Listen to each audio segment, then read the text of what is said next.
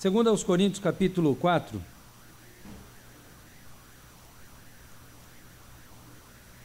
Ontem nós falamos sobre nós nos esvaziarmos e nós nos enchermos do reino de Deus. Nós vimos que o rei, ele veio e ele se esvaziou. O rei, ele se humilhou. Filipenses capítulo 2 fala da humilhação de Cristo. Tomou forma de homem, tornou-se servo. Marcos 10:45, e ele veio não para ser servido, mas para servir e dar a sua vida em resgate por muitos. E nós vimos o chamado dos discípulos, os quais Jesus chama. Eles estavam trabalhando e eles largam tudo para seguir com o seu rei que é totalmente contra a cultura, no sentido de não ser um rei esperado, não ser um rei assim que o mundo havia idealizado. O reino de Deus, nós vamos ver hoje que ele é feito das pessoas mais desprezíveis, somos nós, tá ok? Se você é desprezível, você faz parte do reino. Das pessoas mais assim, que você menos imagina que elas podem fazer parte do reino. Então ontem nós falamos que o rei se esvaziou e ele veio cumprir uma missão. E quando você lê João capítulo 17, é dito assim a oração de Jesus. Quando a turma fala que Mateus 6 é a oração de Jesus, lá não é a oração de Jesus, porque a oração de Jesus é 17, João 17, porque no capítulo 6 ele ensina os crentes a orar como convém, que é o pedido que os discípulos fazem em Lucas no capítulo 11.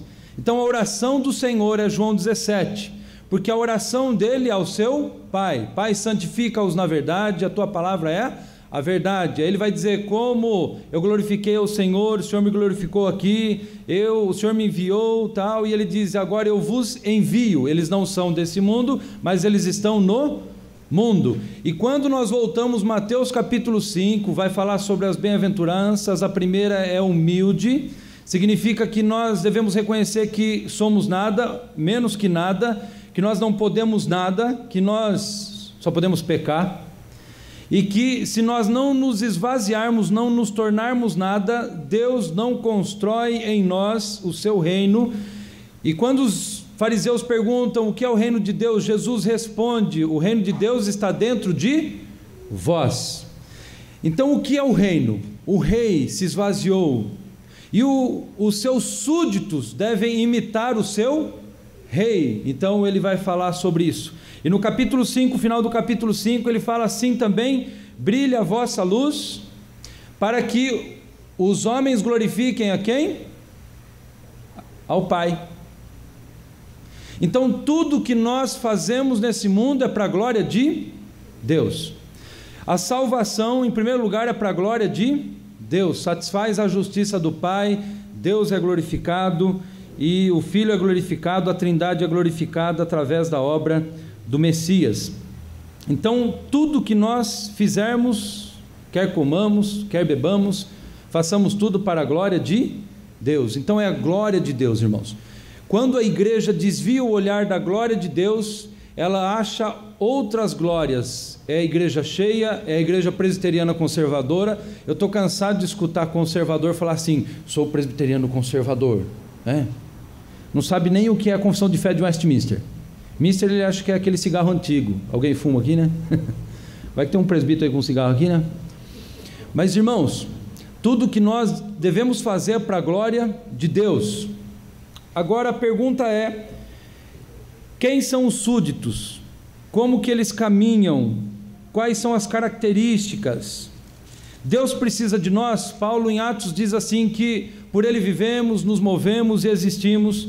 Ele diz assim: ele não é servido por mãos humanas, como se de alguma coisa precisasse. Aí nós voltamos para Isaías capítulo 40, quando é dito assim que: a quem comparareis? A quem vocês vão me comparar? Aí Deus começa a dizer: porque eu com a minha mão eu medi, a palmos eu medi a terra, e os mundos, as nações são como um pingo no balde. Ele vai dizer como vácuo, como nada, menos do que nada.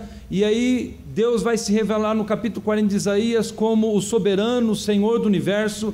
E aí se lê Jó 42 diz: bem sei que tudo podes e nenhum dos seus planos pode ser frustrado. Deuteronômio 31 vai começar a oração e o cântico de Moisés, que Deus manda ele escrever um cântico, que chamaria os céus e a terra como testemunhas, e no capítulo 32 Moisés começa a descrever a revelação de Deus, e Deus diz assim: porque eu sou e mais ninguém além de mim, porque eu firo e eu saro, eu mato e eu faço viver. E quando eu afiar minha espada, quem pode contra as minhas mãos? Essa é a pergunta de Deus, em Deuteronômio 32. Quando a gente abre Êxodo, nós vamos ver que Deus vai endurecer o coração de Faraó, e a coisa mais interessante que eu tenho quando eu leio ali Êxodo, irmãos, é que Deus chama um senhor de 80 anos de idade no fim de carreira, e chama esse senhor com um pedaço de pau na mão. Na minha opinião, ali foi criado o quê? Asilo e manicômio, porque parou para pensar, um senhor de 80 anos com um irmão mais velho que ele, aparecem diante do soberano do mundo da época, quem era Faraó, e eles aparecem com um pedaço de pau, e diz que eles vão libertar quem? O povo. Você parou para pensar nisso?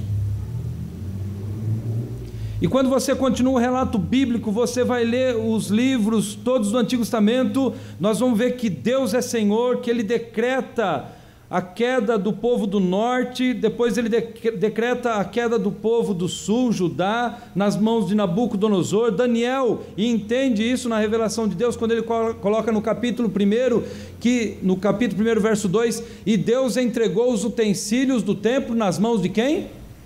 De Nabucodonosor. E quando ele continua o relato ali, nós vamos ver que aqueles jovens sabiam que o Deus deles era soberano, que o Deus deles era Senhor, e que o coração dos reis, conforme Provérbios 21, está nas mãos do Senhor, e este o inclina para onde quer. São como rios que Deus inclina para onde quer. Então, irmão, deixa eu fazer uma pergunta muito séria para vocês, sincera: Deus precisa de você?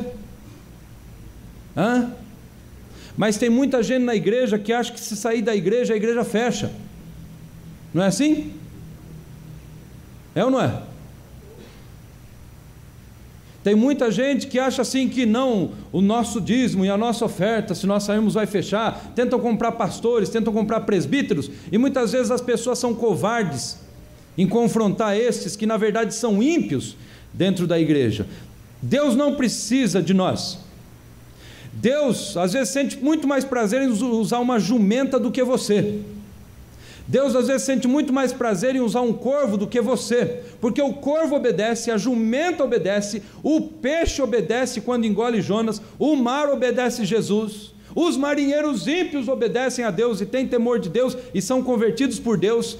Mas nós achamos que somos alguém, e a Bíblia nos descreve como trapo da imundícia. Mas no capítulo 64 de Isaías começa dizendo assim: desde a antiguidade nunca se ouviu e nunca viu um Deus que trabalha em favor daqueles que nele esperam.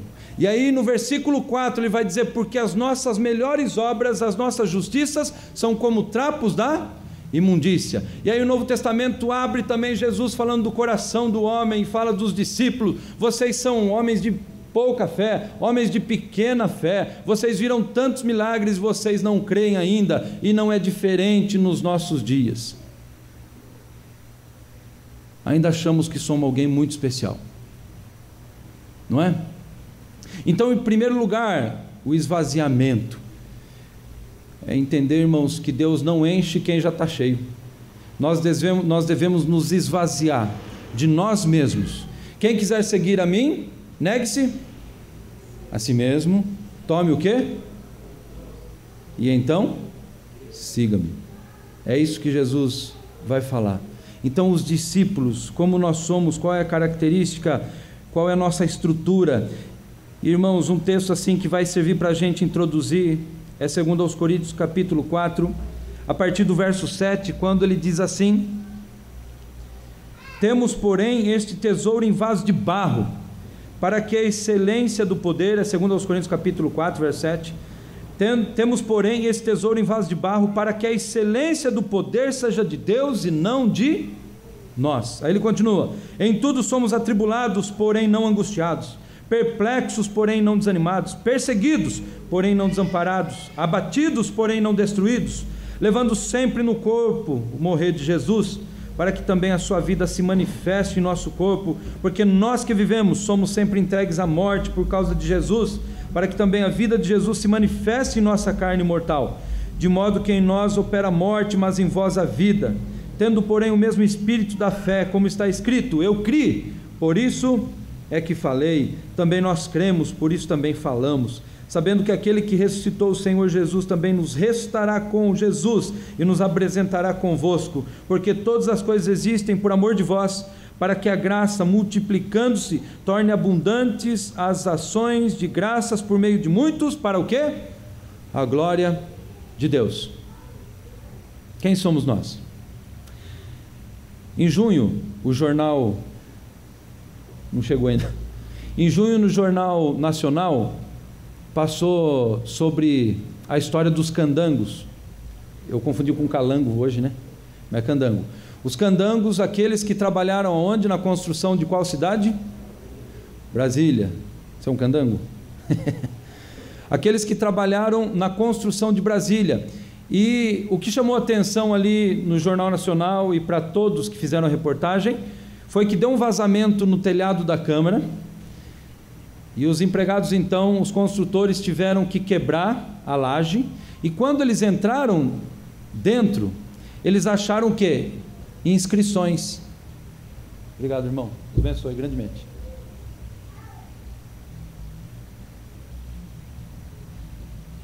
Quando eles quebraram a laje, eles entraram dentro, eles acharam algumas inscrições, alguns dizeres dos funcionários dos candangos que trabalharam na construção de Brasília. Alguns tinham os seus nomes e outros não. Irmãos, o reino de Deus é totalmente diferente do mundo. Nós já vimos que o rei é diferente, os seus discípulos devem ser diferentes. Nós vimos que o rei, ele se esvazia e glorifica o Pai. Nós vimos que o rei lava os pés, a fim de ser o exemplo de humildade, de fato ele é o pai da humildade. Nós vemos que o rei, ele vem e ele entrega a sua própria vida por amor a pessoas que o desprezaram. Ele abre mão da sua glória e faz-se carne e habita entre nós cheio de graça e de verdade. Irmãos, o rei, ele fica preso dentro do ventre de uma mulher pecadora durante quantos meses? 9. E quando eu paro para pensar, quando Jesus nasce, Jesus teve que chorar, não teve? Então não foi só uma vez que Jesus chorou, nem duas, foram mais. Quando eu paro para pensar, Jesus sendo amamentado no seio de quem? De quem? E quem era Maria? Uma pecadora. Quando eu paro para pensar, analisar, a gente não para analisar a infância de Jesus, mas esse rei, ele também tem, ele vai no banheiro, não vai? Será que Jesus não foi no banheiro? Foi ou não foi? Você parou para pensar Jesus indo no mato? Você nunca pensou, alguns podem estar escandalizados aqui, mas ele foi. Você parou para pensar Jesus indo fazer xixi? E também, número 2, você parou para pensar que o Messias, ele foi tentado por uma criatura, aquele que se rebela contra ele nos céus? Você parou para pensar que Jesus, ele poderia exterminar os fariseus, quando os fariseus tentavam matá-lo, quando os fariseus tentavam uma brecha para levá-lo à prisão o mais rápido possível, e Jesus pega os fariseus na palavra, e pega Satanás na palavra, ele podia fulminar, mas ele não fez isso. Vocês pararam para pensar que Jesus poderia montar um exército de anjos celestiais a fim de acabar com o mundo, ou se não a fim de restaurar todos? Poderia ou não poderia? Poderia. Mas esse rei se esvazia e vem ao mundo. Se o rei se esvaziou e veio ao mundo, quem somos nós para achar que somos alguma coisa? Isso, fora outras coisas que nós não vamos falar aqui, que ninguém vai entender também, nem eu, e é por isso que eu nem falo, porque eu também não vou entender.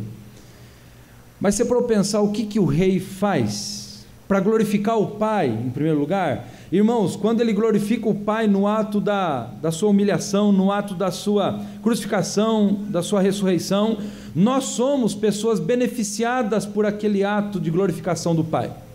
Nós somos aqueles que receberam, somos recipientes do amor de Deus. E quem são os recipientes do amor de Deus? As pessoas mais miseráveis do mundo. O Arthur W. Pink, ele coloca uma coisa no livro dele, Deus é Soberano, na página 15. Ele diz assim, que ninguém é miserável sem merecer ser o quê? Ninguém é miserável sem merecer ser o quê? Miserável. Vou fazer uma pergunta, suas duas senhoras aí na frente, são miseráveis ou não são? São miseráveis ou não são? Se não for, está condenada. Tem que ser um miserável, porque o amor de Deus só alcança o quê? Miseráveis, né? Então o rei se esvazia, ele vem chamar miseráveis para o seu reino, para serem salvos, aqueles que reconhecem o pecado, aqueles que reconhecem que nada são diante de Deus. O apóstolo Paulo, quando vai escrever aos Coríntios, vai falar do seu ministério. A igreja de Coríntios, no capítulo 1, teve muito problema, eles duvidavam da apostolicidade de Paulo, e Paulo vai falar no capítulo 4 do seu ministério com fidelidade, contrapondo o ministério dos outros que eram falsos apóstolos, falsos profetas. E Paulo, quando entra no versículo 7 do capítulo 4, ele fala assim: temos, porém, este tesouro em vasos de barro. Essa figura do vaso de barro é usada apenas no Novo Testamento? É usada onde? No Antigo Testamento também, não é? Jeremias, quando Deus fala o que? Desce à casa do oleiro e vai lá e olha. O que o oleiro faz? O vaso lá saiu torto, o que o oleiro faz? Quebra e refaz. E vaso de barro é interessante porque ele é feito do quê? De barro. E qual que é a matéria-prima do barro? É o quê? Terra. E nós viemos da onde? Do pó. A Bíblia fala de pó lá em Gênesis, não fala?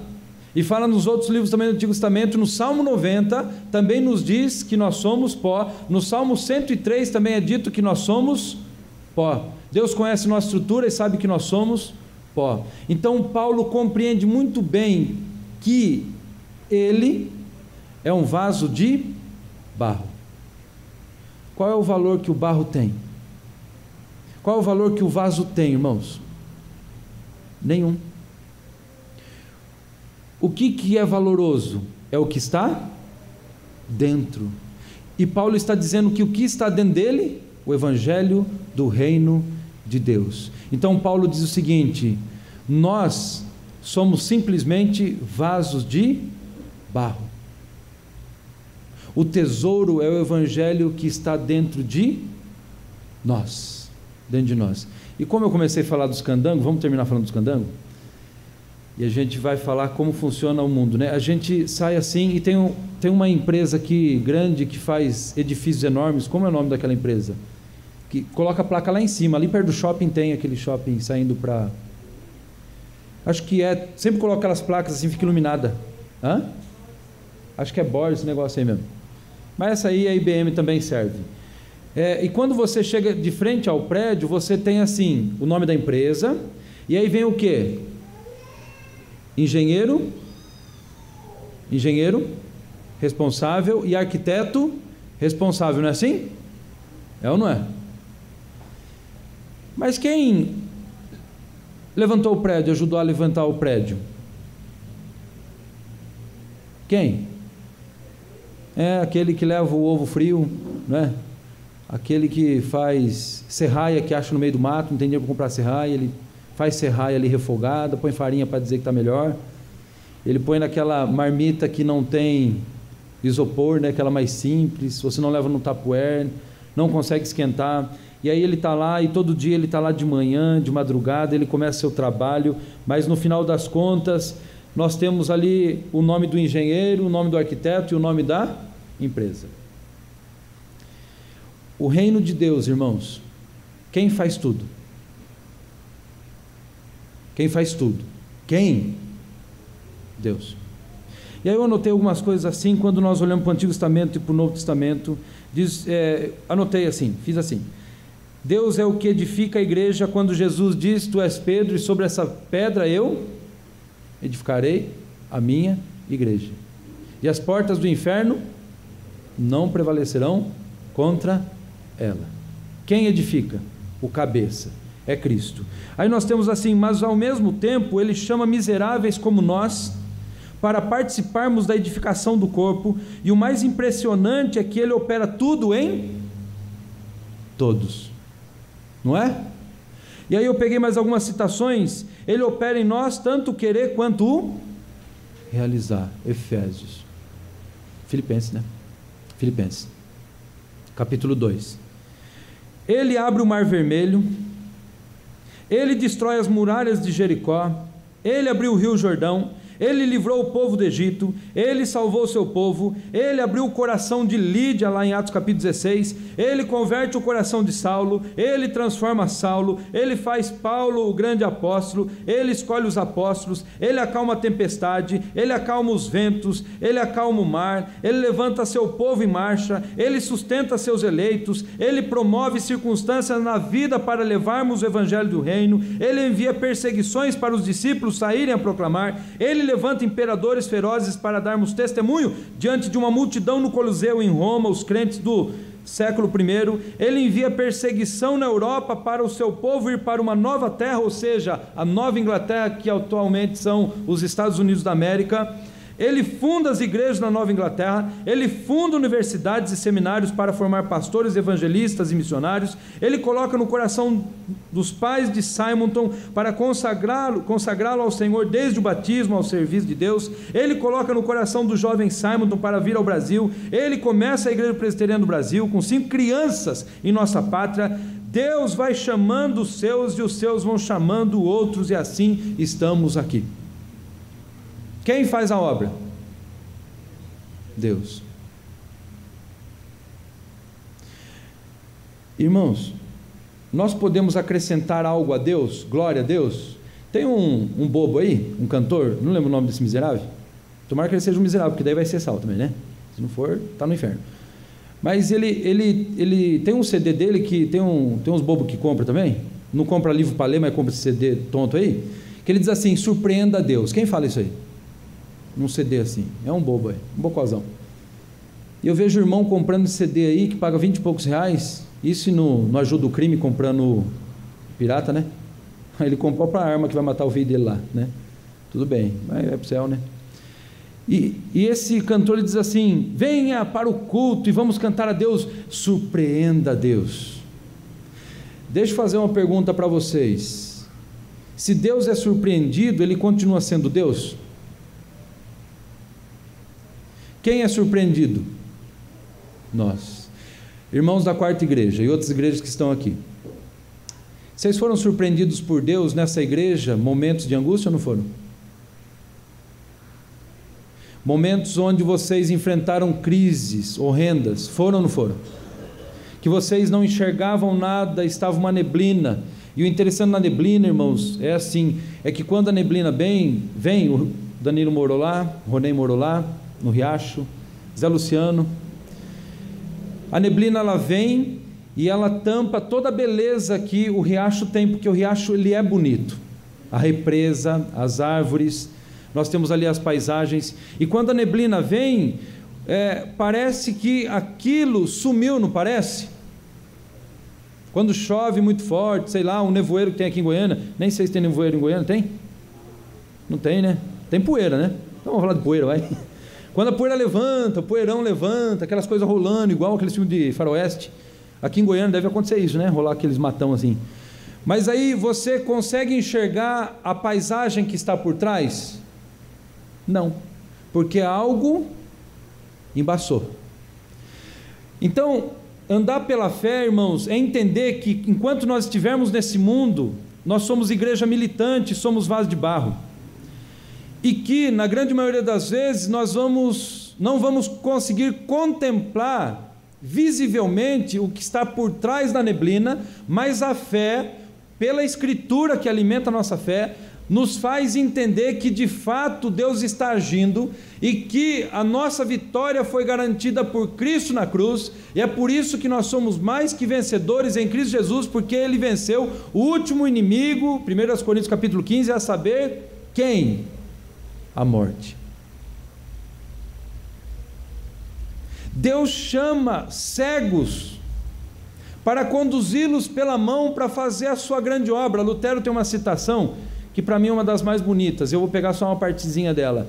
Lutero diz assim, que ele faz uma oração a Deus, ele fala assim: Senhor, guia-me como a um cego. Porque, irmãos, Deus se revelou a nós.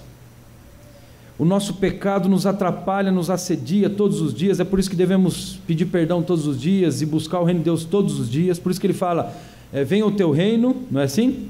Que ele fala na oração do Pai Nosso, é todos os dias, assim como o pão. Todo dia nós devemos clamar o reino de Deus, que o reino de Deus cresça em nosso coração e que a gente venha a ser aquelas luzes que foram mostradas no vídeo, no finalzinho ali, quando as pessoas são enviadas. Você viu que incendiou a terra?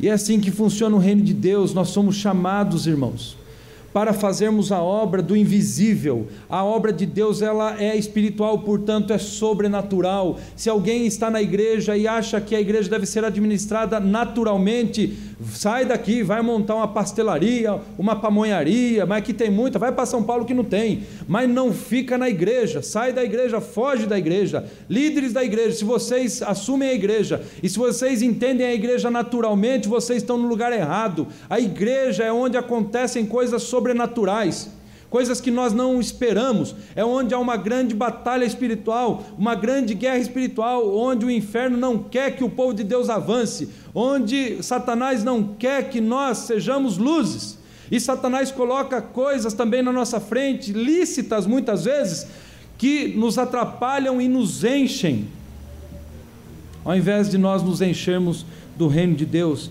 Então Paulo fala: temos porém esse tesouro em vaso de barro, para que a excelência do poder seja de Deus e não de nós. Mas Paulo ainda diz que esses vasos são usados por quem? Por Deus. Esses vasos são usados por Deus. Deus chama homens, em sua grande maioria, simples, homens pobres, alguns sim ricos, mas na grande maioria a igreja ela avança por pessoas comuns, por pessoas que leem a palavra de Deus e acreditam que o reino é sobrenatural, que o reino não faz parte desse mundo, que ele apenas está peregrinando nesse mundo a fim de colher a grande colheita do Senhor. A igreja de Deus, irmãos, não é um ministério político, não é algo empresarial. A igreja de Deus não tem os mesmos requisitos de uma empresa, mas sim são os requisitos de Deus, colocados na sua santa palavra, inspirados por Ele. Mas Deus ainda assim usa vasos de barro, meus irmãos. Deus usa os seus servos. Enquanto a IBM, essa outra que você falou aí, coloca lá o nome do engenheiro e coloca o nome do arquiteto, quando eu abro o capítulo 11 de Hebreus, ali é descrito para nós o quê? Os heróis da fé. E eu fico assim, irmãos, maravilhado, ao mesmo tempo constrangido, aterrorizado, aterrado, porque como pode Deus me salvar em primeiro lugar? E como pode Deus escolher alguém tão miserável para ser pastor? Como alguém pode ter escolhido o Ronei para ser pastor, ainda mais o Ronei e o Márcio? Como pode Deus ter escolhido você para salvação, mas para ser luz nesse mundo? Como pode Deus ter escolhido você para estar nessa igreja e para vocês terem realizado esse congresso, sendo que é Ele que opera tudo em todos, é Ele que faz a obra de Deus, irmãos? Sendo que Deus faz a sua obra, Deus faz a obra de Deus, né? Interessante, né? E é. Mas nós somos vasos, e como nós podemos acrescentar algo a Deus? Nós não podemos. Podemos? Podemos surpreender Deus igual o cantor? Ó, surpreenda Deus, irmão, vai lá, ó, Deus, ó. Pensou você colocar uma cortina assim que tapa você por cima, na frente, na lateral e por baixo? É porque ele leu o Salmo 139 e fala assim: Senhor, tu me sondas, tu me conheces, não é assim? né? De longe penetra o meu pensamento, a palavra não chegou à língua, tu me cerca por trás e por diante, né? Aí ele não pega o resto, de longe penetra os meus pensamentos, ele não pegou, mas ele pegou assim, por cima e por baixo. Aí ele fica dentro de uma redoma escura, e ele fala, agora eu vou surpreender Deus, pensou? Mas onde está a glória de Deus? No que consiste a glória de Deus? Essa é a pergunta. Nós glorificamos a Deus ou não? Sim ou não? Quer comais, quer bebais? Fazei tudo? Agora, por que que Deus é glorificado em nós, irmãos?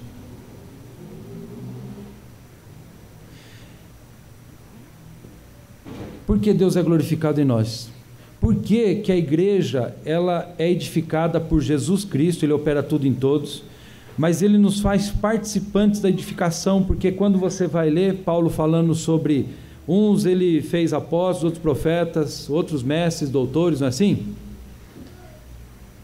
E qual que é a finalidade de Deus ter chamado alguns para terem essas aptidões? A edificação do quê? Do corpo. A edificação da igreja. Então Deus usa você ou não usa? Usa? Usa. E no que consiste a glória de Deus? Essa é a pergunta. Por que Deus é glorificado em nós? Em que consiste a glória de Deus? Vamos lá. Vocês são o quê? Vocês são o quê, irmãos? Você não pode ser o fariseu lá, né? Ó Senhor, eu não sou como esse pastor miserável que está aí na frente, tá? Você entende? Vocês são o quê? Mas antes de ser filho, você é o quê? Você é um miserável filho de Deus e adotado. Você é o quê? Um miserável, pecador. Você é alguém que se rebelou contra Deus. Você é pó. Você é vaso de barro, não há valor algum. O valor que está em nós é porque fomos criados à imagem de Deus. Nem esse valor nós temos, porque fomos criados por Ele, para Ele e tal, e fomos criados à sua imagem, conforme a sua semelhança. Mas a glória de Deus é muito mais abrangente, ela é muito mais visível, porque Deus usa criaturas miseráveis, pecadoras, criaturas que nada são, para edificarem o quê? Para edificarem o quê? Irmãos, vocês estão mal, hein? Edificar a Coca-Cola? Edificar o quê? A igreja, irmãos. Quando os impérios se levantam, vamos puxar desde o Egito, que é mais conhecido por vocês, nós temos ali o soberano, que era Faraó, e Faraó achava ser um Deus, não achava? Ele achou que o seu governo jamais teria fim, era ou não era? E o que aconteceu com o Egito? Foi esmagado pela mão de quem? Pela mão de Deus. E o povinho que Deus havia comprado, que Deus havia elegido, ele continua ou não continua? Continua, irmãos. Continua peregrinando nessa terra.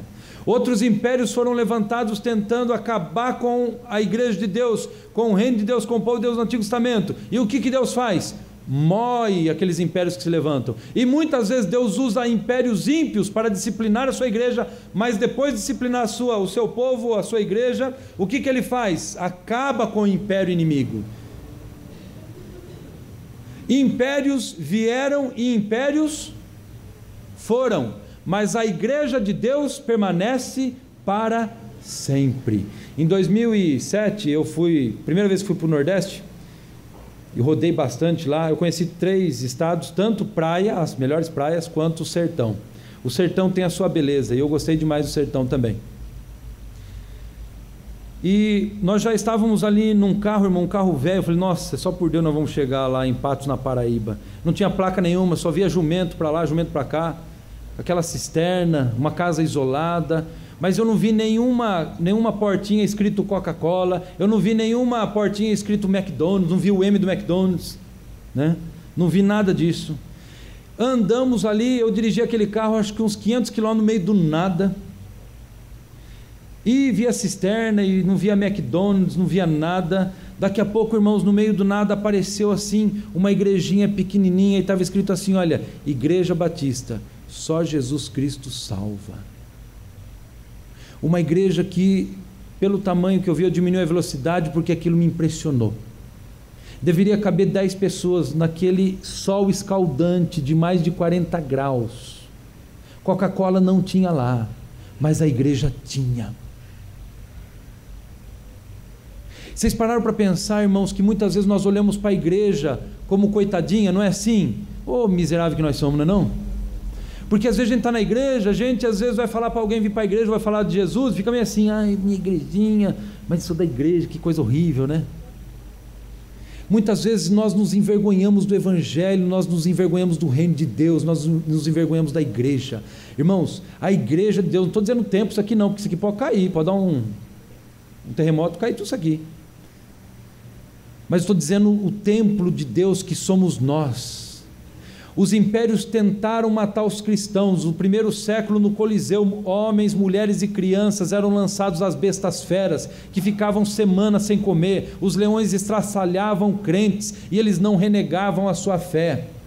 Os cristãos, quando o Coliseu era aberto à noite para os espetáculos noturnos, eles eram amarrados, crianças, mulheres, velhos, homens, eram amarrados como grandes tochas. Eles lançavam aquela substância que dava para pegar fogo e eles acendiam tochas humanas e pessoas sendo sacrificadas porque amavam o Rei Jesus. Os impérios tentaram calar os pastores de Deus. Quando foi a uniformidade lá em 1662, 2.000 ministros puritanos foram expulsos das suas igrejas, mas eles continuaram pregando nas grandes florestas, continuaram se escondendo pregando o evangelho. Muitos foram presos, Jambânia foi preso, outros foram presos, outros foram queimados vivos, muitos foram enforcados. Mas a igreja jamais acabou, meu irmão. Os impérios caíram. Quem é o Império Romano hoje? Não é nada.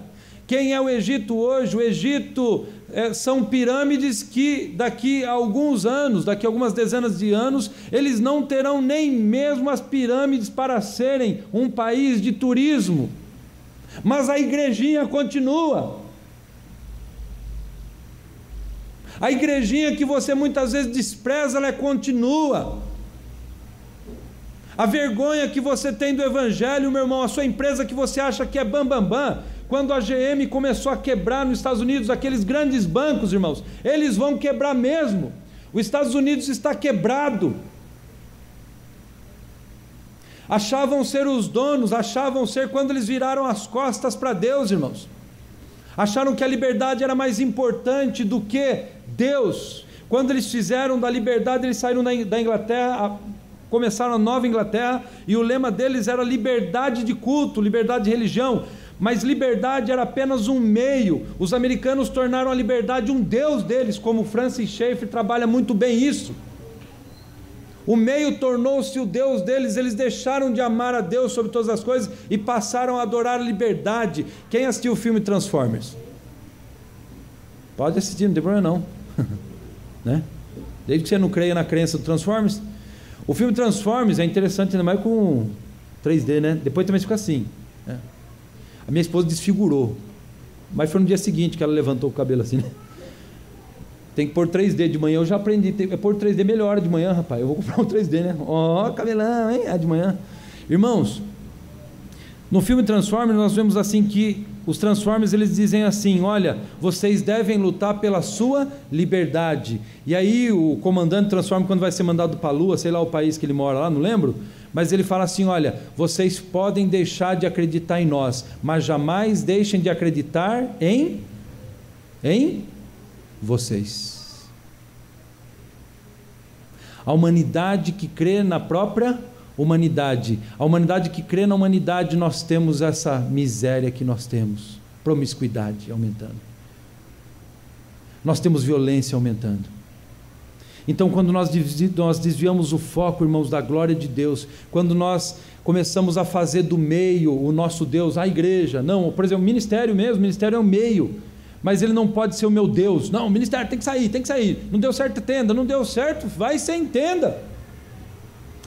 Eu lembro até hoje numa igreja que 2 irmãos começaram a brigar por causa de um vaso, rapaz, né? Mulher briga por umas coisas bobas, né? Aqui vai um recado para algumas. Mas aí compraram um vaso na igreja, Aí uma colocou do lado direito, a outra chegou, não, do lado esquerdo. Não, do lado direito, do lado esquerdo. Aí no culto estava do lado direito, a irmã foi lá no culto e colocou do lado esquerdo. A outra ficou brava, começaram a brigar. O pastor pegou o vaso e falou assim: o problema é o vaso? Pá, quebrou o vaso. E há momentos que nós devemos quebrar os nossos paradigmas, irmãos. Se o vaso atrapalha, quebra ele. Se esse templo atrapalha porque é verde, quebra ele.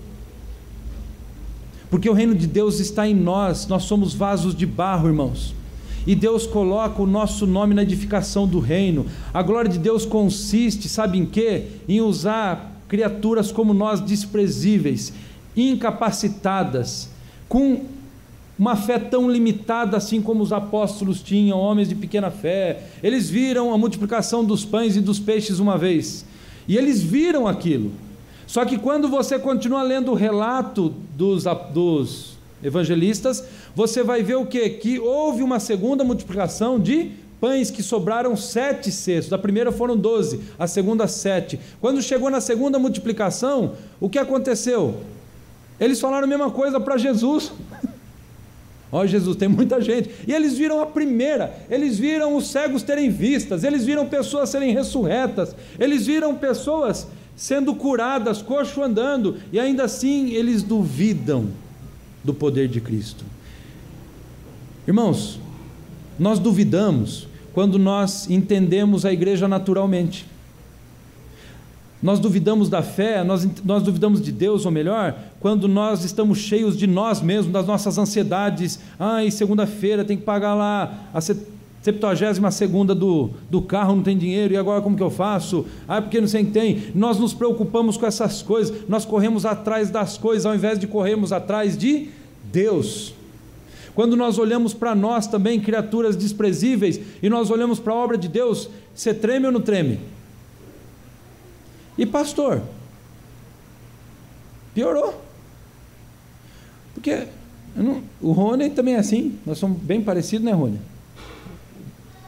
Eu sou mais forte, eu faço MMA, né? Mousse, mussarela e arroz, né? Mas daqui a pouco a gente está lá, a gente recebe um chamado. Nossa, que coisa estranha, é um paradoxo, quero, mas não quero, né? Quero, mas não quero. E aquela coisa estranha, quero, mas não quero. Eu lembro quando eu fui chamado, aí eu falei o conselho no domingo, eu era vendedor, já ganhava bem como vendedor.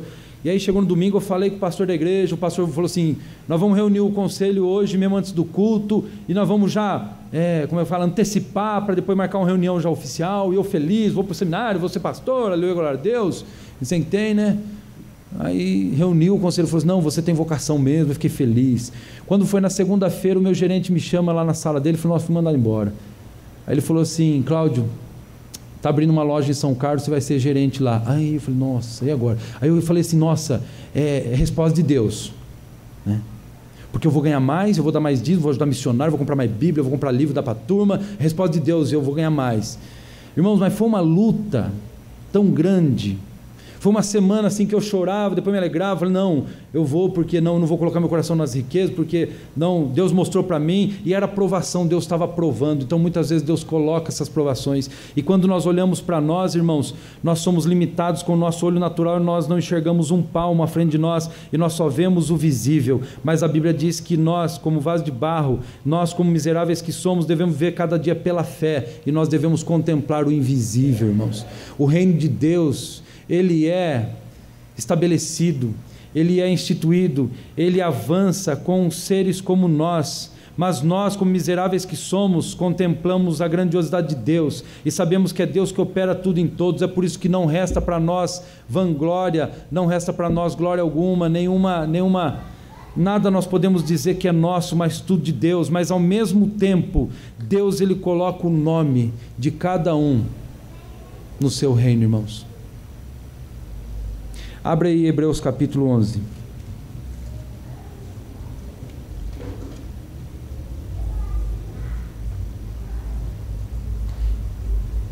E ele diz a partir do verso 4 o seguinte: pela fé, Abel ofereceu a Deus mais excelente sacrifício do que Caim, pelo qual obteve testemunho de ser justo, tendo a aprovação de Deus quanto às suas ofertas. Por meio dela, também mesmo depois de morto ainda fala. E aí ele continua, verso 5: pela fé Enoque foi trasladado para não ver a morte, não foi achado, porque Deus o trasladara, pois antes da sua trasladação obteve testemunho de haver agradado a Deus. Ele agradou a quem? Deus. E aí ele continua: de fato, sem fé é impossível agradar a Deus, porquanto é necessário que aquele que se aproxima de Deus creia que Ele existe e que se torna galardoador dos que o buscam. Verso 7: pela fé Noé, divinamente instruído acerca de acontecimentos que ainda não se viam, e sendo temente a Deus, aparelhou uma arca para a salvação de sua casa, pela qual condenou o mundo e se tornou herdeiro da justiça que vem da fé. Pela fé Abraão, quando chamado, obedeceu a fim de ir para um lugar que devia receber por herança, e partiu sem saber para onde ia. Pela fé ele peregrinou. Depois no verso 11: pela fé também a própria Sara recebeu poder para ser mãe, não obstante o avançado de sua idade, pois teve por fiel aquele que lhe havia feito a promessa. Ou seja, ela creu em Deus. Vai dizer no verso 21: pela fé Jacó, quando estava para morrer, abençoou cada um dos filhos de José, e apoiado sobre a extremidade do seu bordão, adorou. Pela fé José, próximo do seu fim. Verso 23: pela fé Moisés. Verso 24: pela fé Moisés preferiu ser maltratado. No verso 30: pela fé ruíram as muralhas de Jericó depois de rodeadas por 7 dias. Pela fé Raabe a meretriz.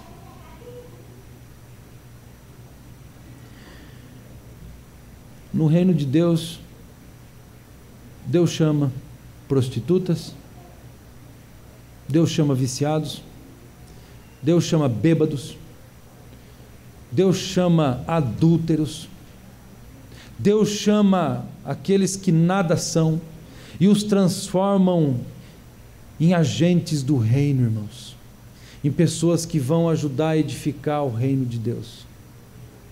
Então a glória de Deus consiste em que Ele usa pessoas como nós. A glória de Deus, ela é superabundante, nós não acrescentamos glória, mas Ele é glorificado em nós e por meio de nós, porque somos o que somos: pó. E o pó não pode fazer nada por si, mas Deus é glorificado através de nós que somos pó, irmãos. Isso é um paradoxo que ninguém vai entender. Apenas aceitamos pela fé como Deus pode usar a nossa vida, tão miseráveis quanto nós somos. E ele vai continuar descrevendo aqui aqueles que edificaram o reino de Deus no Antigo Testamento. Ele vai dizer: e que mais direi, no verso 32, certamente me faltará o tempo necessário para referir o que há a respeito de Gideão, de Baraque, de Sansão. Deixa eu fazer uma pergunta para os irmãos: quem foi Sansão?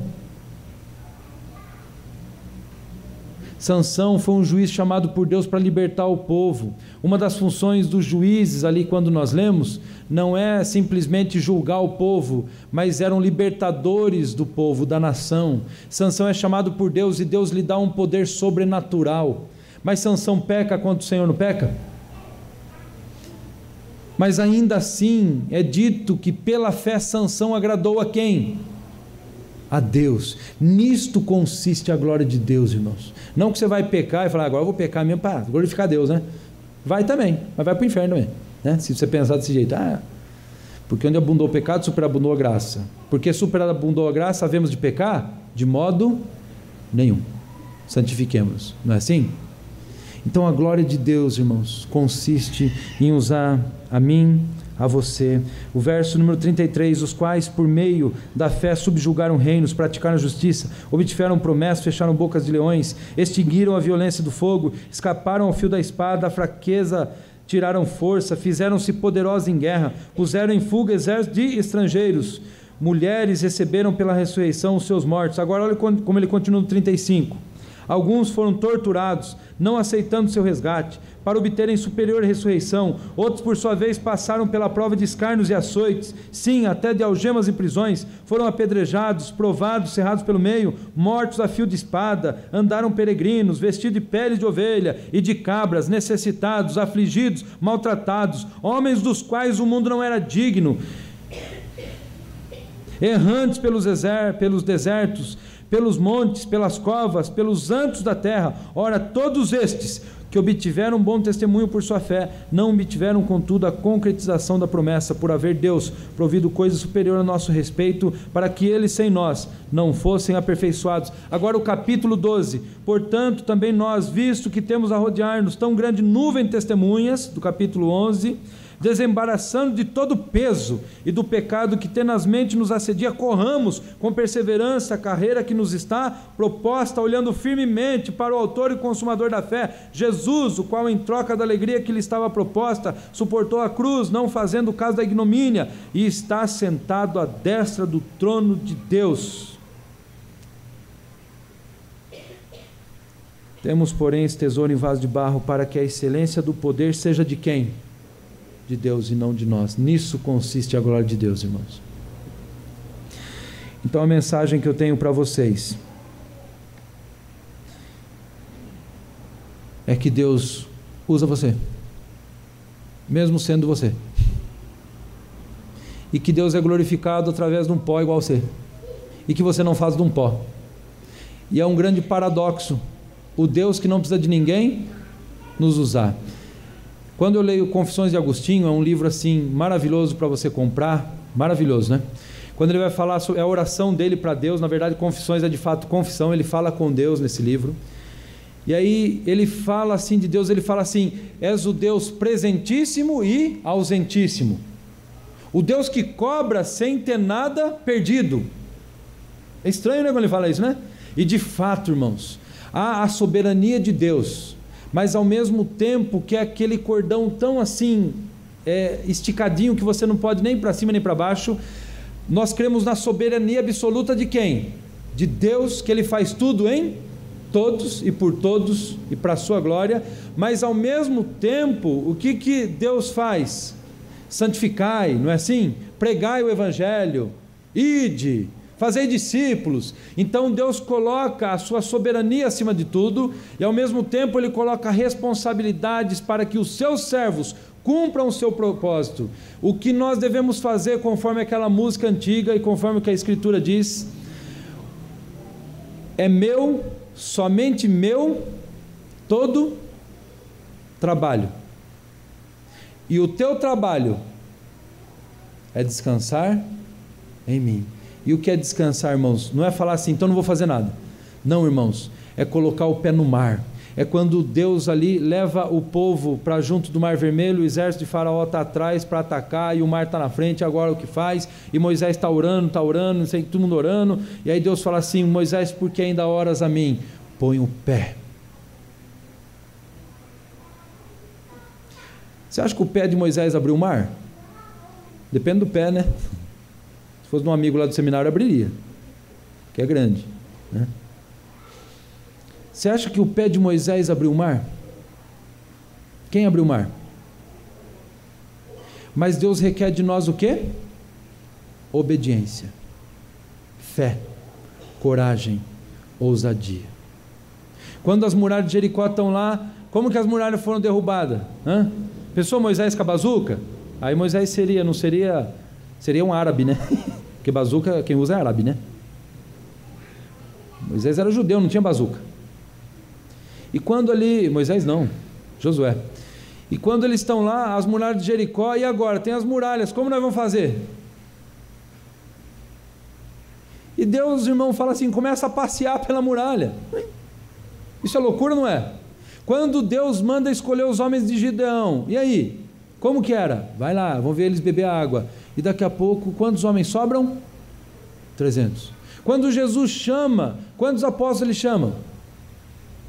12. E quando você lê o livro de Atos, é dito o seguinte: quando eles chegaram em determinada região, é dito assim: agora chegaram aqui aqueles homens que estão transtornando o mundo.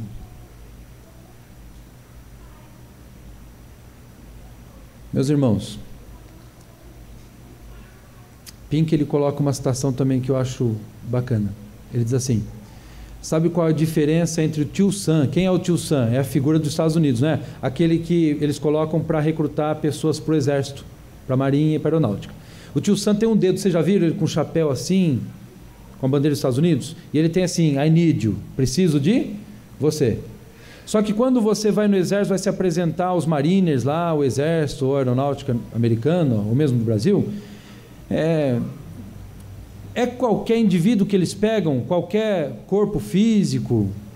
Eles pegam, por exemplo, alguém sem as duas pernas? Pega ou não pega? Não pega. Então, a grande diferença entre o exército do tio Sam e o exército de Cristo é que no exército dos Estados Unidos, eles convocam quem? Os de boa forma física. No exército de Deus, ele convoca os doentes, ele convoca as viúvas, ele convoca os mendigos, eles convocam aqueles que não são, para que envergonhem os que são, meus irmãos. Deus convocou você para edificar o seu reino. O exército de Deus, a igreja de Deus, é o único lugar onde você usa uma viúva, onde você pode usar um aposentado, onde ele pode fazer obras para a eternidade. Enquanto os homens, as empresas constroem esses arranha-céus que chega 2 aviões e derruba, igual o World Trade Center aconteceu, a igreja de Deus, as portas do inferno não prevalecem e Deus usa você, miserável como você é. Nisso consiste a glória de Deus, irmãos. Então é essa mensagem que eu quero deixar para vocês, desafio. Viva esse paradoxo. Não sou nada, Senhor. Quando você olhar as mulheres da SAF, quando vocês forem planejar o trabalho para o Senhor, o evangelismo, chamar pessoas para cá, orem a Deus, leiam a palavra de Deus, façam a devocional de vocês todos os dias. E orem ao Senhor e falem: Senhor, eu não tenho nada para te oferecer, mas aqui estou, envia-me. Amém. E Deus vai usar você grandemente. Eu gostaria que no velório seu, né, não estou dizendo que seja hoje, mas eu gostaria que no velório seu, as pessoas tivessem saudades de você, e o pastor tivesse prazer, não prazer de falar: graças a Deus, miserável, está indo embora, mas assim, o pastor tivesse o prazer de chegar diante do seu caixão e falar assim: louvado seja Deus, porque Deus usou essa irmã que não sabia nem ler direito, mas Deus usou para trazer pessoas para a igreja. A minha oração, irmão, é que você contemple a grandeza de Deus e a sua miserabilidade, que você faça igual João 3,30, convém que ele cresça e que eu diminua. Se você entendeu João 3,30, se você entendeu 2 Coríntios capítulo 4, 7, Hebreus 11, a Escritura, você vai dizer todo dia: convém que ele cresça e que eu diminua. E Deus vai usar você apenas quando você se esvaziar de si mesmo e das suas ansiedades, meu irmão. Coloca na mão do Senhor. Nós pastores temos isso, né irmão? Né, Ronaldo? Quantas vezes a gente está lá chorando, a gente fala: meu Deus do céu, não vai. E aí, meu filho, é joelho, não é não? E às vezes você não consegue nem falar, né? Meu Deus, pelo amor de Deus. E a mulher do pastor junto, né? Mulher do pastor sobe também, né? Mas louvado seja Deus, vai ter cadeira cativa lá. Mas irmãos, como a gente sofre. Mas olha, vale a pena, irmãos, porque Paulo diz assim que não foi apenas dado a graça de crer nele, Filipenses, mas também de padecer por ele. Então sofrer por Cristo é graça. Esse é o paradoxo. Perder a vida para ganhar. Não ser nada para ser um agente do reino de Deus. Amados irmãos, que Deus abençoe grandemente a vida de vocês. Eu espero que Deus tenha falado ao coração de vocês, simplesmente, claramente. Eu espero que vocês saiam daqui desafiados a serem pós usados nas mãos do grande rei, e que vocês deixem frutos para a eternidade. Não construam palácios aqui que eles vão ser derrubados, mas construam, irmãos, palácios nos céus, levando as boas novas do Evangelho para aqueles que ainda não conhecem o Senhor Jesus. Assim brilhe a vossa luz, para que o nome de Deus seja glorificado entre os homens. Que Deus vos abençoe. Amém, irmãos.